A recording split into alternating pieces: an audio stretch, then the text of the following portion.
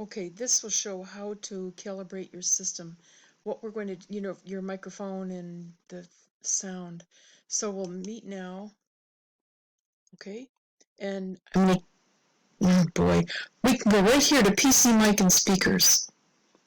And the first thing you want to do is make sure that you choose the correct microphone. So I usually have two here, but the one on my computer is the Realtek one, so I would choose that. And then the microphone is the same. Okay, and then you can do a test. To test your call quality, record a short message after the beep. Then your message will be played back to you. Okay, this is a short message after the beep. Okay, this is a short message after the beep.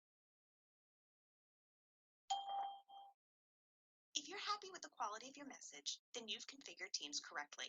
If not, check your device settings and try again.